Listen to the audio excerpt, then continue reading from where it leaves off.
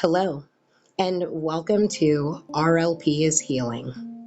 I am your host, Tammy, the owner of RLP Holistic Wellness LLC, the practice that is here to help women reclaim their inner power and take their life back.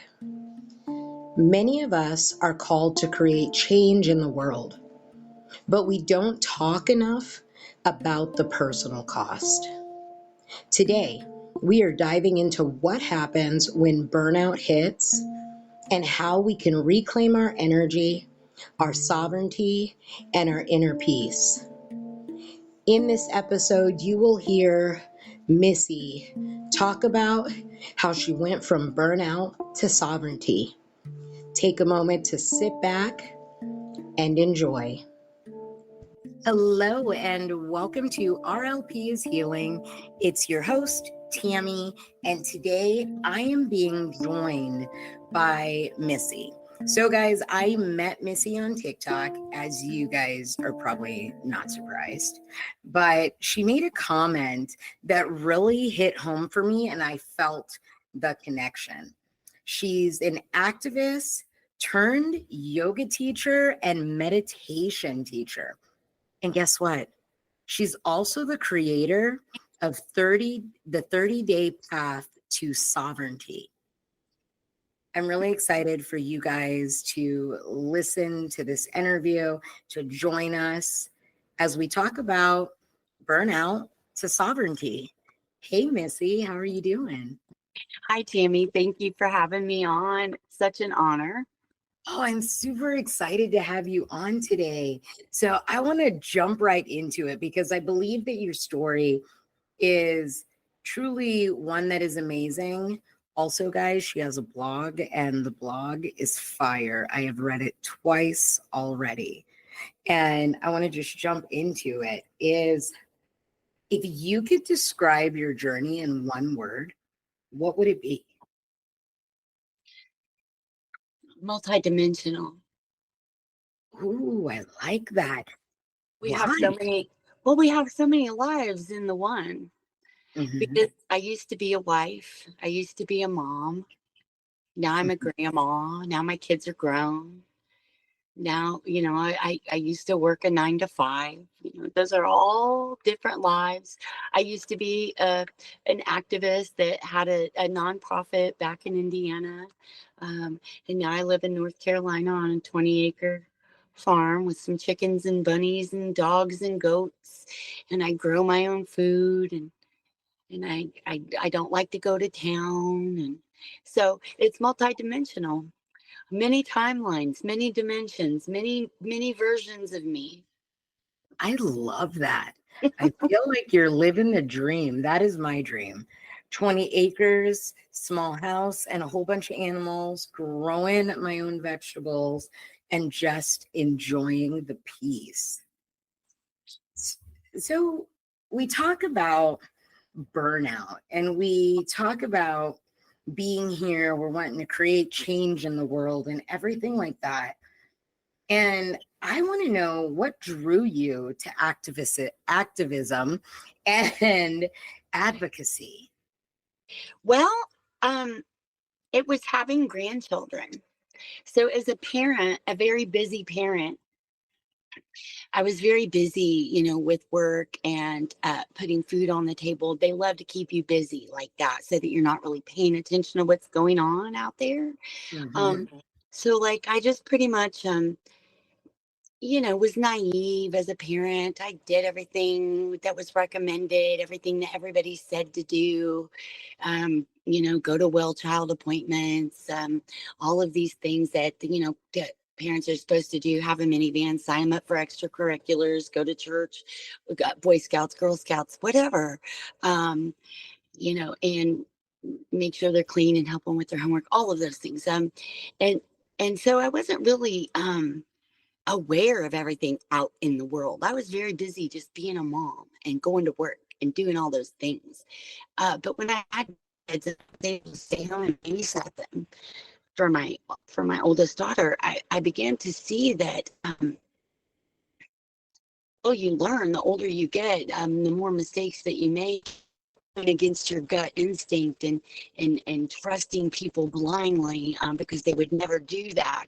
Um, I learned some things, and I heard about this little girl in my state who had a seizure disorder, and this was back before CBD was legal to use in a lot of states. And um, their little baby was 2 years old, and she had seizures, and they were treating her with a CBD Charlotte's Web strain, and Mhm. the hospital, actually the law was ambiguous. It wasn't illegal, but it wasn't legal, and they just wanted to, they didn't like it. The hospital just didn't like it. It was more of a holistic, it wasn't recognized as like best practice, I would say. So this is kind of how I just got involved, because the hospital wanted to tell the parents what they had to do.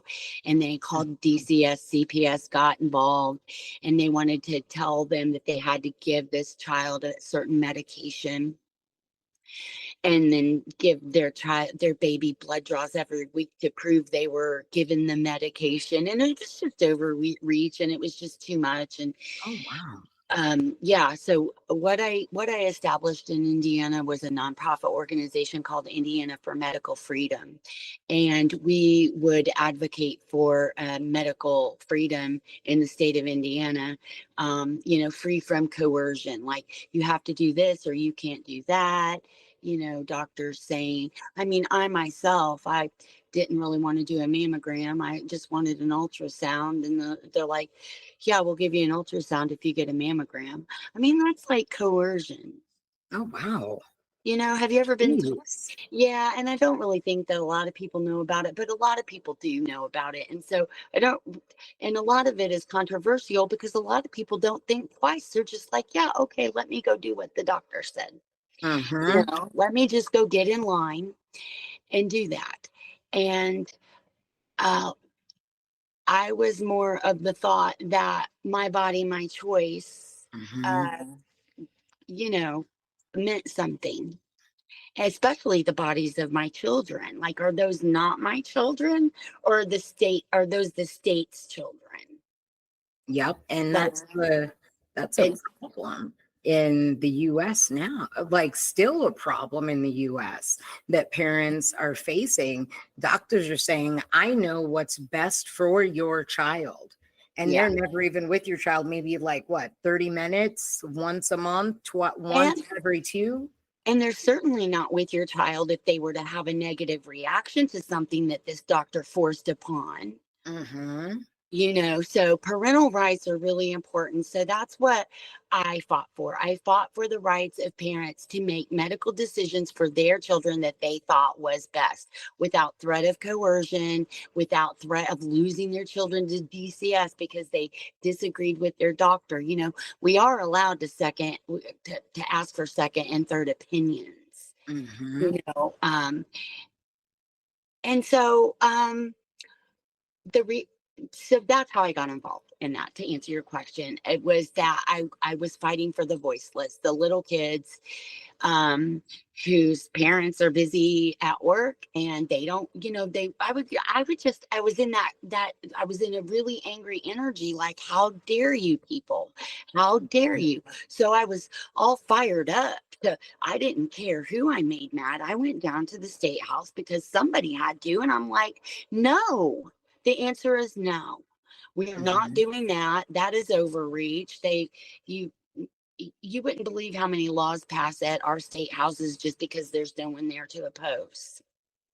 See, and that's now, like this right here, actually, with hearing your story and hearing what you've gone through and pushing and fighting the good fight, no wonder why the weight of burnout comes.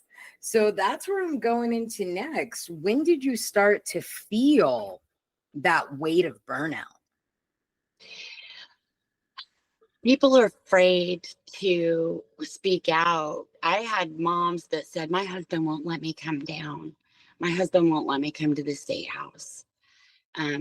we're afraid, we don't want that attention. Because retaliation, DCS retaliation, or we don't, they, so anyway, I would go down there for years and say, hi, I'm, my Missy, and I represent 2,000 Hoosier families, 2,000 Indiana families, but they're not behind me. I'm like, you guys, you got to come down here. And, I keep telling them I represent over 2,000 families, but, they're going to stop believing me if you don't show your faces down here. And I really think that people, for me, and this is my personal opinion, is that people would rather throw money at, they're like, here, take some money, but don't make me go down. Don't make me talk to the lawmakers. Don't make me call the switchboard. Don't make me speak for myself. Don't make me fight for myself. You go do it. Well, tell me what to say, and I get that, but it really got to be frustrating when I could not get people to go down and fight for their own rights. And we'll hear this now. We will hear a lot of people complaining about the way things are. I have an idea. I have something they can support that we'll get to. I kind of talked to you about that before. A call to action in a peaceful way, that is compassionate. But I'm still kind of the activist, but we can still do things to make a difference. But in a way that doesn't require us to not necessarily go down to the state house. It just got to be to where I couldn't get people to go down. And I thought, well, me and the co-founders thought about handing it over to other activists. We actually trained people, taught them what to do, showed them the ropes and everything. And it just came down to where we couldn't trust anybody because of sabotage and infiltration. And our names are forever tied to that nonprofit. And so we just dissolved it. Okay. We just dissolved it. And I pretty much thought, well, if you aren't going to fight for your rights, then you don't deserve to have them. I know what my rights are. I know what to do. I know all how to do that. I know how to call my legislator. I know the way to the state house to go say, hey, no to this.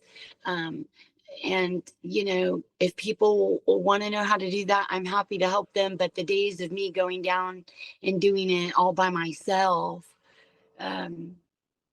yeah, no, I have a life. I burned out. I mean, I have a life too. Um, and I quite enjoy it now. And see, I have noticed that I feel that you're truly right, that people are, I don't know if it's that they're scared of the lawmakers or if they are in a space of where they're just like, oh, I'm just going to lay down and take this. Yeah, we have to go. You have to go scared. So I went to my state house the first time. I went there to my state house looking for my U.S. congressman. Like your U.S. congressman is not at your state house. Your state lawmakers are at your state house, and your U.S. senators and congressmen, they have a separate office separate, and it doesn't have anything to do with your state lawmakers, but you got to go anyway. I didn't care. I'm like, where is this man? And they're like, you're in the wrong place. But that's how you learn. You can't change anything if you don't do something different. And see, I've actually called the Maryland state lawmakers office. Like, Yeah. I swear they look at the phone and they just send me to voicemail. They knew me too. They do have that caller ID. They do. They would be like, oh, is this you again? I'm like, yeah, it is. You're all, finally you picked up. Yeah. You know who I want to talk to. Right. And so did you have any resistance when you first started doing the stepping away? Like, what made you finally say, I need to do something different?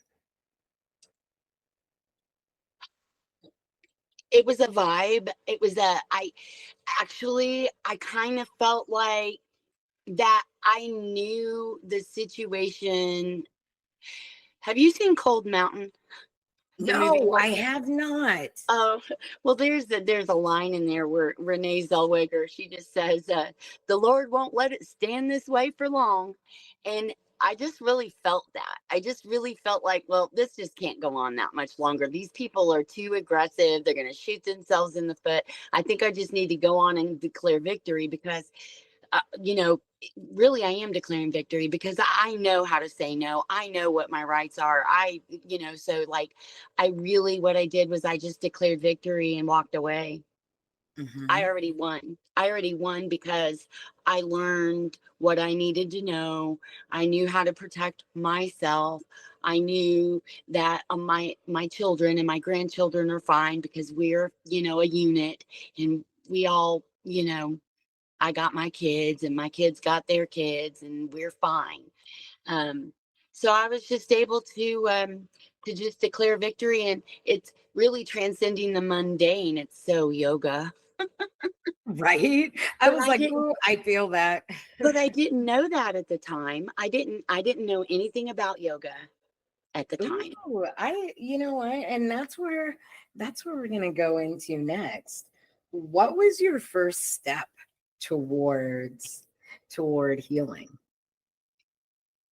Walking away from activism, because it truly is a rigged system, politics, or it's been going on a long time. We can go down there and we can tell them what we want, but at the end of the day, they are going to do what they are paid to do by the lobbyists that have special interests depending on what industry they work for. That's what's going to happen. Our lawmakers are bought by industry. You can pick an industry, name an industry. They've got them. And I actually think that that's another thing that we need to ask for, is that I don't think an industry ought to be able to lobby in our state houses. I don't think an industry ought to be able to lobby in our state houses against citizens. And I don't think that they ought to be able to have, I don't think that they ought to be able to donate to any campaigns. I don't think they ought to be able to donate to any politician. I don't think that they ought to be have any influence over our departments, any of our bureaucratic agencies. I just think that any industry that has a lot of money can, people can be bought, and that has happened. And so that's another reason why I walked away, because the system was rigged. Like, you can go down there all day long and tell them what you think, and you may have people on your side, but it's politics. If they don't vote for this guy over here, then this guy over here is not going to vote for what they want. And so they're going to put you on the back burner and be like, yeah, maybe next session or something like that. And I just realized that it was just futile. Mm-hmm. I mean, there's really just so much that you can do. So my healing started with walking away from that entirely, being completely done with it. And then COVID hit. And so we were all on lockdown, and I went positive vibes only. I signed up for yoga teacher training because I saw that teacher school my school on Instagram, and I'm like, is this legit? Because I couldn't believe, because I had actually gotten my passport to go and learn in India, but that never happened. And then COVID hit and all the prices dropped, and you get online training and stuff like that. Uh-huh. And so I signed up, and I spent 15 months in solitude. It was the dark night of my soul. I lost my dad. I went through a breakup. And it was really, really hard, but in 15 months, I studied 1,500 hours of yoga. And I figured out what had happened to me in 2014. I had had a out-of-body experience. I found out that was my Kundalini rising. Mm-hmm. And then after that 2014 Kundalini rising, I just completely dismantled my life, tore it all apart. I started being I co-founded that nonprofit. I did that for a while. Then I filed for divorce from my husband. And then and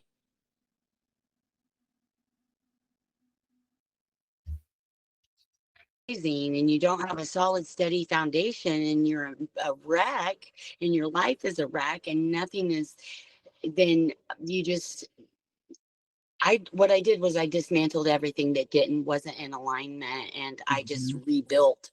And so basically that's what I've been doing since you asked me when I started following your blog, I started following you on TikTok during that time, it must have been like 2020, 2021, something like that. 2022, maybe. It was during that time that I was going through all of that. I don't know why I decided to sign up for TikTok, but I did. And then I deleted it. And now I'm back on it. And it's been a journey. But you know, the one thing that I would like to say with it being the journey, I have found, you know, in the beginning, I was like, oh, this is just so rough and this is so hard and da da da. But I found that when you're aligned in your purpose, the journey doesn't feel so bad. Like I lost I don't know. I was not aligned with my purpose. I was just I don't know why I was taking yoga. This is mystical. Ooh, I don't know why I wanted to take. I knew that if I could I knew that I wanted to practice yoga, but I didn't want to go anywhere and be vulnerable in front of people. Mm-hmm. And I thought that if I could learn how to teach yoga, I could teach it to myself. See, and I love that. Love that. And so that's what I did. And so it wasn't like I was necessarily aligned. I was just doing the work because my teacher was like, do this. And I'm like, okay, I'm going to do it. Because I was literally hanging on for dear life. Yes. I mean, you know, when you lay down and you want to die, but you don't die, like your heart just keeps beating and there's and you're like, what do why you are do? you still doing this? Why are you still going through this process? Right. Turns out you can't just lay down and die. So I was hanging on to every practice he gave me. My teacher is phenomenal. I can't even compete with the classes that I took. So I sell the classes that I took on my website. I mean, you don't have to, you can cut this out of the whatever. I'm not plugging myself or anything. It's just that No, please do. I on my website, I do sell the very courses that I took through that time. I was one of the first 2,000 students, and this man is a genius. I don't know what happened. He is enlightened. But he went out to the, I don't know where he got the idea to do this, but he's a genius. So he created this yoga school. We have now over 60,000 students. It's the curriculum is so comprehensive. I'm learning. So I'm still learning. I'm still in classes. I'm not done. Right now I'm studying yoga therapy. I'm studying Ayurveda. I'm studying lots of things. So, and I sell the courses also because I can't do better. I did create the 30-day path to sovereignty. Yes, I and did do let's that. talk about that. Yeah. What inspired you to create this program? Well, because you have to have a very strong daily in order to stop doing a thing. You have to not just stop doing a thing, but start doing another thing. And the best way to do that is to have a daily practice. In yoga, we call it a sadhana, a daily sadhana. And so just a daily practice every day that, and you get to create it, but it is for you, for your self-development, your self-improvement, for we my teacher explained the Japanese art of kaizen, which is just the practice of improving 1%. Just if today I can just do one thing to make things 1% better, then that's what I'm gonna do. And so that's what I do. Kind of. I love that though. I talk about when I talk about doing like a meditation practice, I tell people, I tell my students, it's a practice. It is Yeah. something that develops over time. So when you first start, it's not gonna be like this. You may not have this moment of, oh my goodness, the stars, the skies, everything moved in a light, and I talked to the universe. Well, Guess what? yeah. You're not getting it, guys. You're not gonna have that right away. But if you do, like, that's You fucking awesome. might. Everybody's different. Everybody has Yes.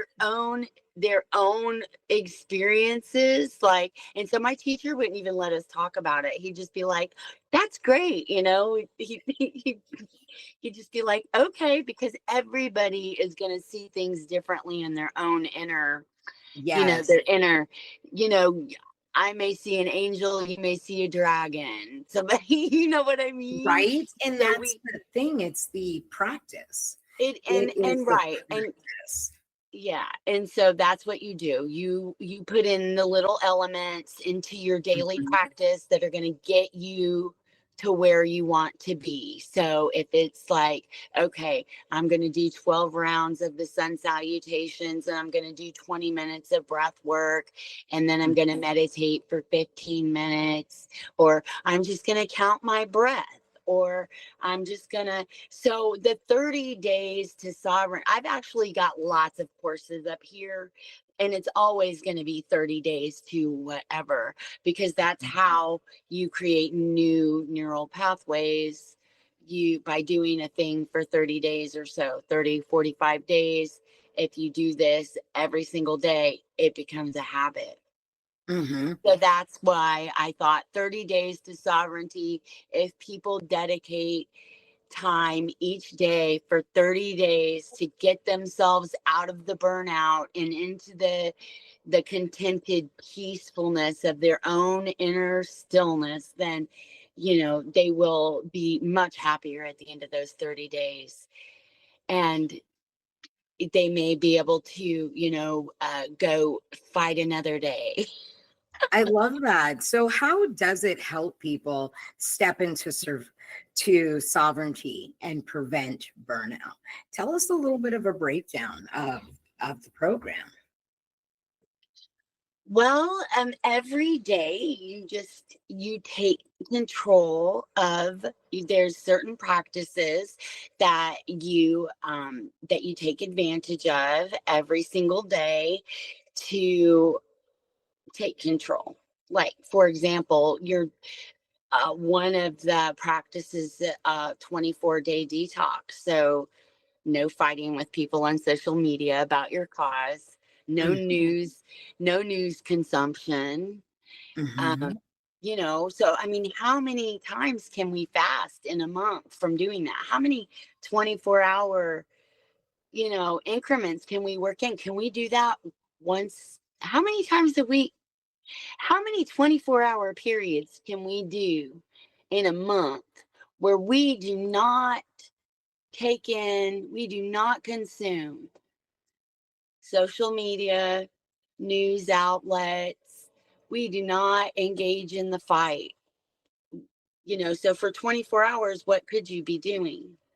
You could be journaling how you feel after 6 hours of no social media. How do how, and then as you go through the program and you're journaling all along, you get to go through and you get to see, how do I feel after these 3 weeks? You know, you can write about where you are at the beginning, and then you do all the practices, whether it's just I did record a yoga nidra, and I put that in there that you can just lie down and listen and be guided to just let it go. It's a practice. It is a practice of letting it go. And so Yes, I there's love that. there's 30 That's days of letting it go. and you know what? I think that that's, stepping into that place of being able to truly release, and not just release the emotions, but also like release the limiting beliefs, release the outside world. And, one thing that I do a challenge every so often to anyone and everyone that will take the challenge, where I say within the first 3 hours of you getting up, do not go on social media. Don't do anything that comes to your phone. Because like I'm one of those people. I'm the woman that's up at 4 a.m. in the quiet and just like enjoying that personal time for meditation, for gratitude, for breath work, for doing some yin and getting some stretching in, opening up the hips. You know what I mean? And I do. Yes. you do, because you're like, don't worry, Tammy, I'm right there with you. I'm up at 4 a.m. doing it too. Yeah. I'm 52 and I'm postmenopausal. So, and I don't know if it's insomnia or if I'm just like ascending, but I don't need as much sleep anymore. But like, if I get up at like, I'm looking at this, like, is it time to get up? Is it time to, light my candles? Right? You do. But it's like, no, it's only 2 a.m. And it's like, no, you can't get up yet. Like, I'll look at the clock. I'm like, what time is it? It's all freaking 2:45. And I'm like, okay, I'll try to sleep for a few more minutes. And I'll do that. Oh, I'm just going to close my eyes and meditate and doing the breathing and stuff. And I think that's because we have the daily practice, you see. So we have transcended the burnout. We are not exhausted anymore. And that's the thing, that when you practice yoga, you realize that you are not the body, you are not the mind, you are a separate consciousness. And you tell the body, you tell the mind what to do. And so that's how you're able to, I can give you a 30-day practice to anything, and you will be sovereign because you have taken control of your avatar. You've taken control. Yes. Yeah. I love that. I have not met anyone else that has agreed with me on that. Like I tell people, like my meat suit, my avatar is 42 years old, but my soul, all of our souls have been here for hundreds and thousands of years, taking on different avatars, so to speak, moving in different ways. And I've been on this kick lately, and listening to some videos. I'm going to talk about them on TikTok today. There's this one that I've been listening to, that you are not you. And it's like when you close your eyes and close your mouth, and then on the count of 3, say happiness without moving your lips and just in your mind. Who said that? And that's KRS-One. KRS-One, that man is a brilliant, brilliant man. I was like, no, I mean, who said happiness? After. Who said happiness? Right? And there's that thing. We are the soul watching our avatar. We tell our avatar, we tell it what to, hey, it's like that thing of, you're going to move your hand. Well, you already knew you were going, your body, your soul already knew you were going to move your hand before you decided to do it. We are not the ones that are in control, but yet we are in this space of like, we feel that we control everything. And that, oh my gosh, it is so, not only that, not only do we think we have so much control, but we also think we know everything. We think we have it on lock, and we don't know. The more I learn, the less I know. And I will just say that, like, I don't know. I love saying I don't know. I don't know. I don't know, because we don't know. We just don't know. Like the comment, like you said, like I said, I was a poor white girl that went to inner city schools in Indianapolis, public schools in Indianapolis in the 80s, a poor white girl. You can't tell me it's not a class war. A lot of what I hear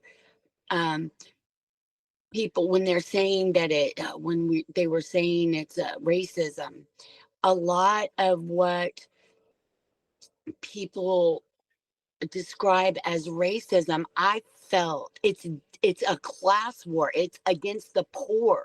It's not because, yes, it might be because the color of your skin and you're poor, but it could be because I have blonde hair and I'm poor.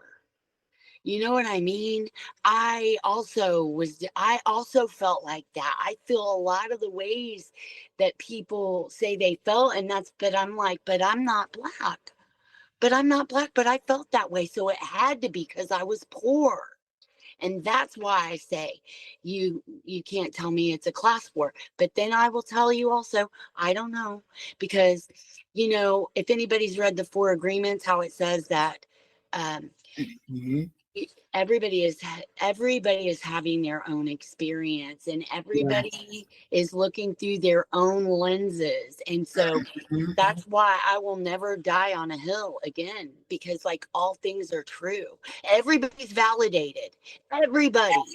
Yes, I agree with you. I also read the 4 Agreements. Love the author. Love his son. They've written some amazing books. Guys, if you ever get a chance, read the 4 Agreements. One of my favorite of the 4 Agreements is don't take anything personally. Wow. I truly, for myself, and I feel like what you said, going back to the 4 Agreements in that sense of that everybody's experience is their experience. Everybody's experience is valid. Everybody has that. This is, we are one. We're all suffering. We are one. We are one with the universe. And nobody escapes suffering. Mm-mm. None of us. It's like we are all here. We are all suffering. And it's really not a competition. It's not. Nobody is. Suffering is suffering. Mm-hmm. And I would never say that mine was more important than anyone else's. Same. That's how I feel. I feel that we're all suffering, and what I can do, that I don't really even know what I can do other than offer a loving kindness, compassion. Yeah. And offer, joy and understanding. Yeah. With non-judgment. Yeah. And plant seeds and offer, so my blog, you read one of my blog posts, but I've got lots of different things out there to read that I've written about. And my intention with that was just to put it out there, because nobody's knocking on my door going, "Hey, Missy, what do you got to teach me today?" So I figured, well, let me just put, as it comes to me, I'm going to write about it. I'm going to put it out there on my blog for whoever. It'll be like timeless. Like the tarot readers go on TikTok. This is a timeless message. Well, this is I have a timeless lesson for you, and it's out on my blog post. Just pick any one of them. I love that. You know what? That one in particular hit me.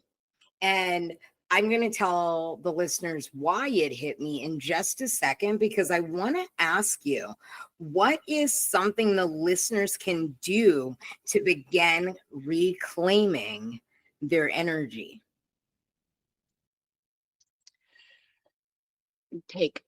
Set a timer on your phone.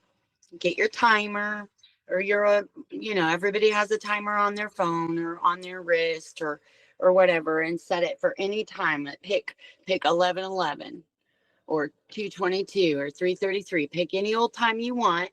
And when that goes off, you stop what you're doing and you sit yourself down and you count your breath.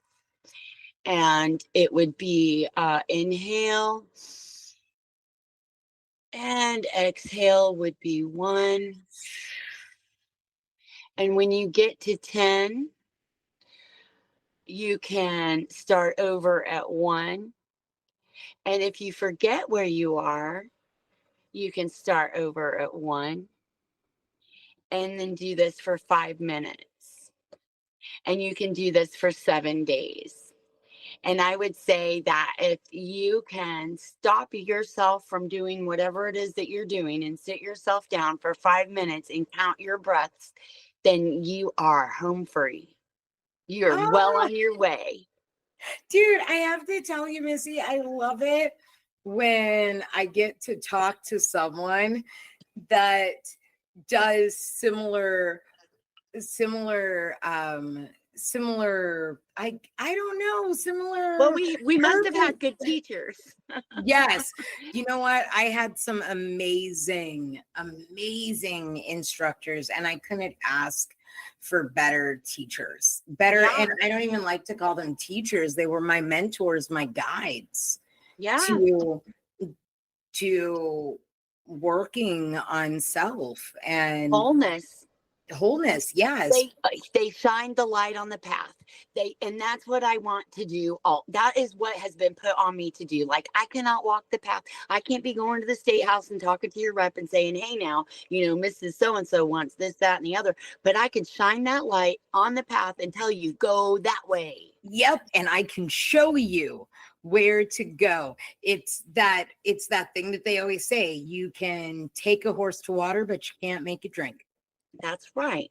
I can teach the man to fish, but I cannot fish for the man. That's right. That's right. Or you can give him a fish or teach him to fish but yeah, so just very simple, basic stuff like counting your breath, or if they just can't see themselves sitting there for 5 minutes counting their breath, you can draw a dot on the wall and stare at it for 5 minutes. Yeah. Or a candle flame.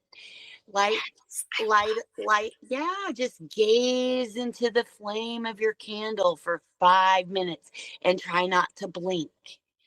It's about increasing your focus. See how many times you think about whether or not you turned back your dryer when you're staring at that candle flame, because everything comes to mind. It's the greatest test ever, but you're going to sit there and you're going to stare at the candle flame and you're not going to go check just watch how your thoughts come. Watch your thoughts and be like, oh, did I turn back the dryer? Oh, what time is it? Oh, how long have I been doing this? Yeah.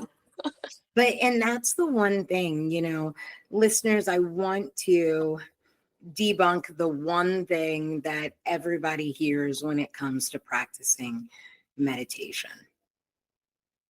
By the way, it is okay for you to have thoughts.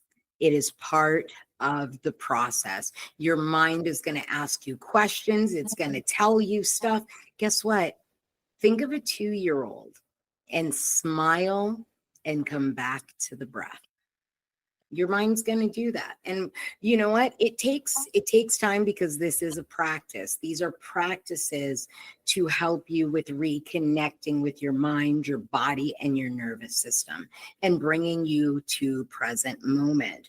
Now, let me tell you guys though, Missy and this blog, I'm going to tell you guys, and I'm going to have her explain to you this comparison of Cali and kind of transforming. I don't even know the best way to even put it. Guess what, Missy? You tell them all about it. Let them know, because this is the part that drew me back again. So I'm not sure how many people listening are familiar with Kundalini, but in Kundalini Yoga and in Hindu philosophy, or the yoga philosophy, there are these two energies, and they came from two different goddess aspects. So the one is Kali, and Kali is an angry energy, destructive and protective, but destructive. And she will burn it down, burn down the lies. She will take on all of the bad guys, all of the demons, all of the destruction. She'll destroy herself, destroying them. She will, if she's not careful, she'll destroy the ones that she loves. And destroy herself. This energy is strong, and it is necessary because we do need those warrior goddesses out there that are willing to burn it to the ground. But we have to save ourselves, and that's where the Durga energy comes in. She's just as wild. I mean, she swung the sword, she did the destruction, but she transcended it, and she more calmly now, instead of wildly wielding the sword, she just has to hold it now. Or maybe she just carries it sheathed on her hip to pull out whenever she needs it. You know, she's been there, she's done the fighting, and she's moved beyond it because she knows she doesn't need to be destructive anymore, and she has moved on into she's given up the fight and moved on to creation. And now she's creating something new, to replace what, or to just create something new to be better. Sometimes we don't have control over what the powers that be are doing. And that is where, instead of reacting in anger, we need to be a calm, creative presence that can build something brand new right alongside the old. I'm multidimensional, you know, like I said, it's been multidimensional. We can build new things that run right alongside of the old. A lot of, there are hundreds of paths up the mountain. I mean, there's a lot of Dolores Cannon people out there where they talk about new earth, new earth. That is what it is. It's creating something new that runs right alongside the old, something better, something new, something, you know, that it's not necessarily like a whole new brand new earth. It's just a new way of being. It's a new, it's another layer, it's another dimension. And instead of being destructive, instead of fighting, we are going to own that we can control ourselves, and we are going to create something wonderful and beautiful with, you know, loving kindness intentions. And we are going to build something that fosters compassion for all, recognizes all suffering, recognizes all humans as valid. I had a quote. It was the Desmond Tutu quote. You know, it is that we can be human. The only thing that we can do is be human together. Yes. Like my destiny is bound up in yours. And that we can only just be human together.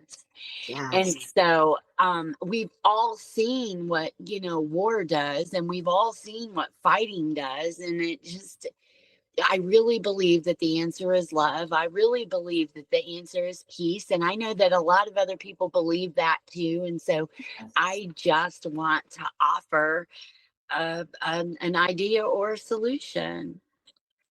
And we yeah. talked about that solution, and talked about this offering of information. Can you tell, you know, I feel this is a wisdom that you're about to share. So I ask you to share this with the, activists of the world, the healers of the world, the empaths of the world who give so much. Yeah, I mean,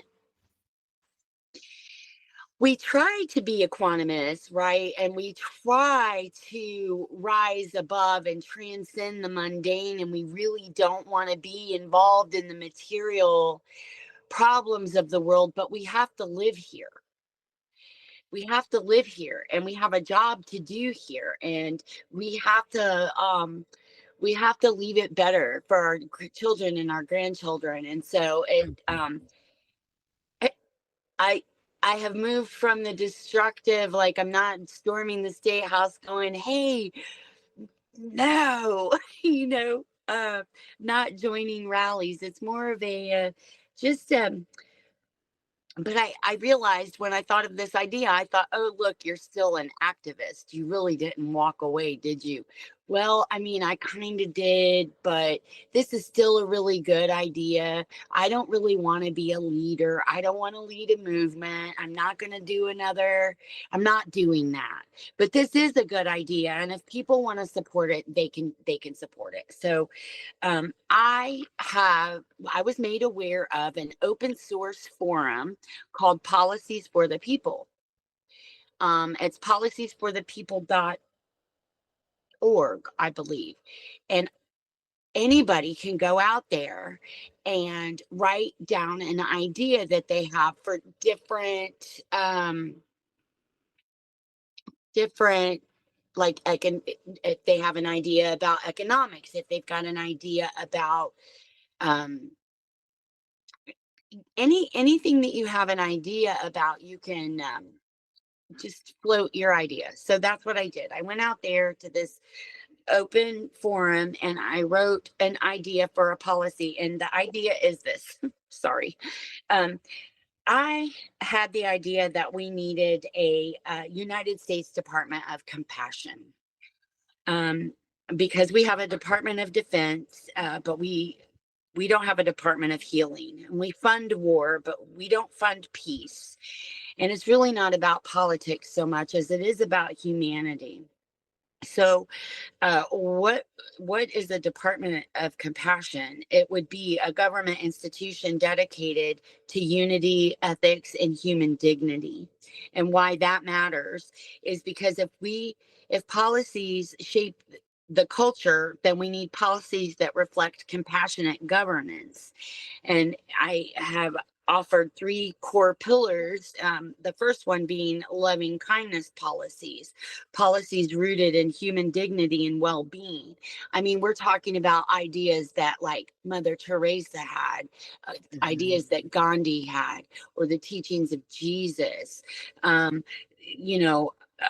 It would be great. The other pillar would be youth-led innovation, like engaging young leaders in policy making and bridging divides, initiatives that unite people rather than divide them, because the world is hurting and it's not just one group. It's not just one issue. All of us are carrying wounds, whether it's the survivors of abuse. I mean, we have people that are survivors of human trafficking. Mm-hmm.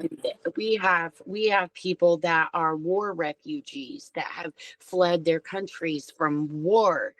And we have children here who are in poverty that the only time they eat is at school. It's not just about, it's everybody. Everybody is suffering.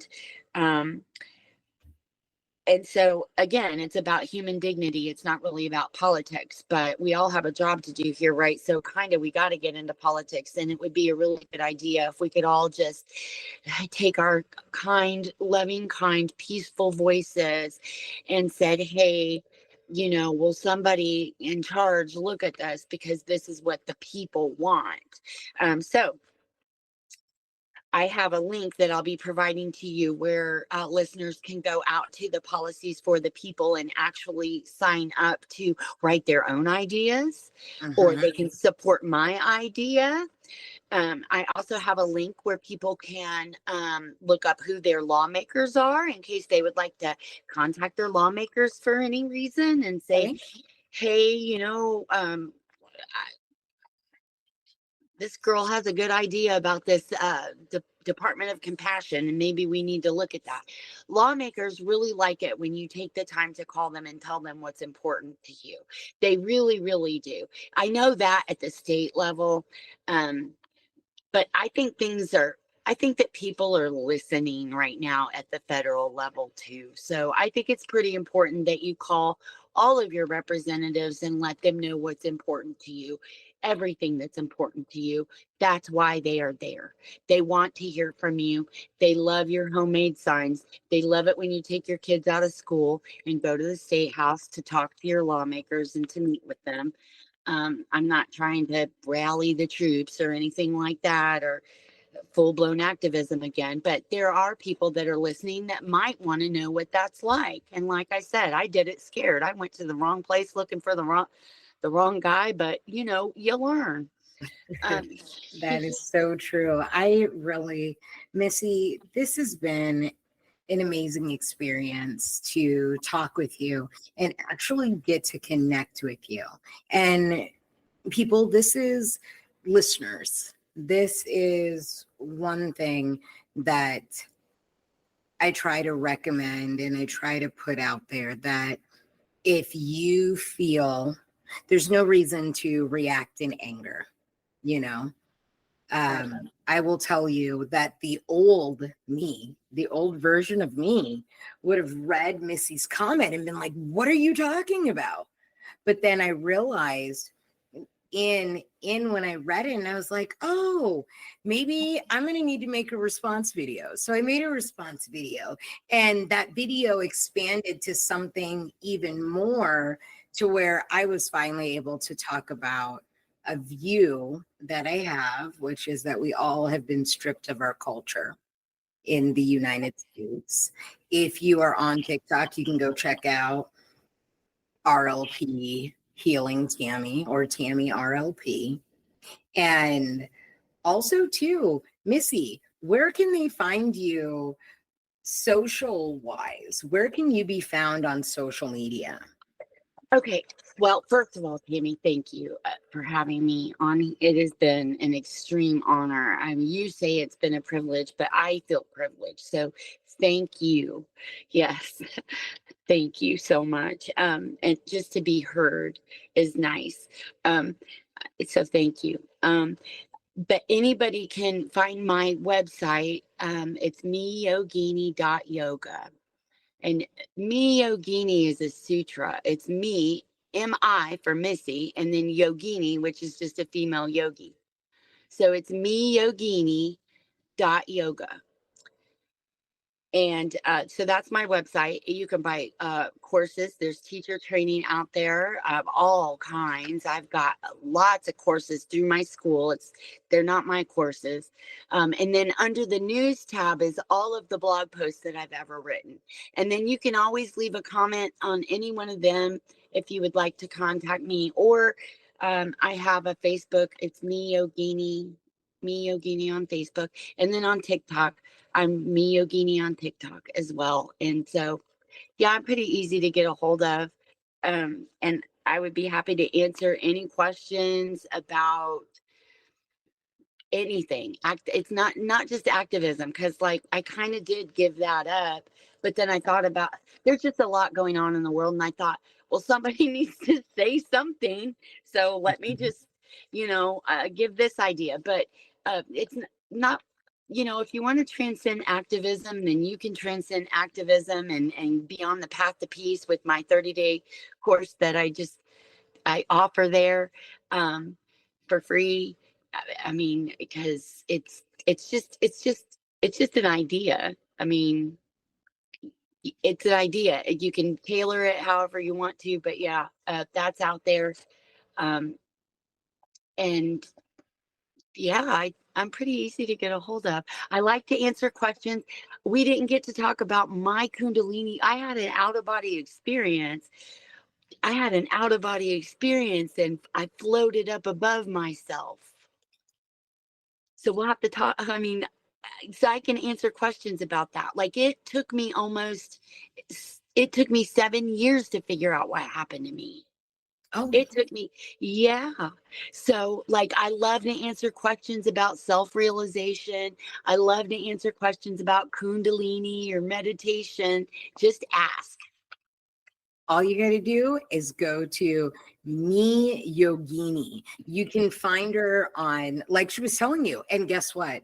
All you got to do is look at the little bloop in on this yoga post, and you'll get to see all of her information. And I just want to say this: sovereignty isn't about disconnecting.